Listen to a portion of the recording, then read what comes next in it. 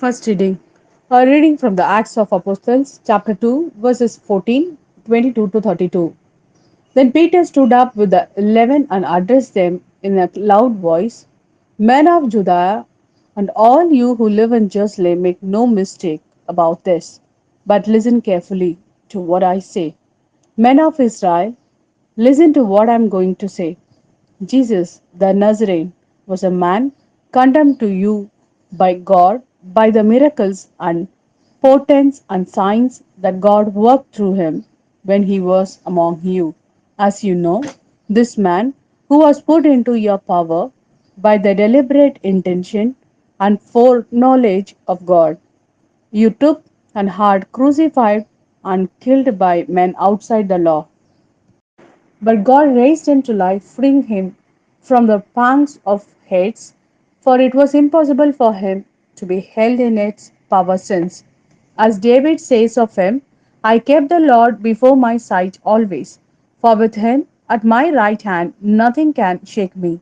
So my heart rejoiced, my tongue delighted, my body too will rest secure. For you will not abandon me to heads, or allow your Holy One to see corruption. You have taught me the way of life. You will fill me with joy in your presence. Brothers, no one can deny that the patriarch David himself is dead and buried. His tomb is still with us. But since he was a prophet and knew that God had sworn him on oath to make one of his descendants succeed him on the throne, he spoke with foreknowledge about the resurrection of the Christ. He is the one who was not abandoned to Hades, and whose body did not see corruption. God raised this man, Jesus, to life, and of that we are all witnesses. And this is the word of Lord. Thanks be to God. A reading from the Gospel according to Matthew, chapter 28, verses 8 to 15.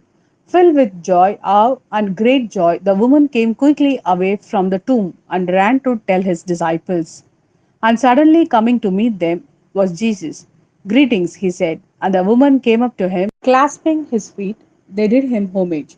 Then Jesus said to them, do not be afraid.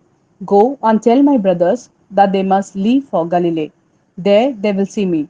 Now, while they were on their way, some of the gods went off into the city to tell the chief priest all that had happened. They held a meeting with the elders and, after some discussion, handed a considerable sum of money to the soldiers. With these instructions, this is what you must say. His disciples came during the night and stole him away while we were asleep.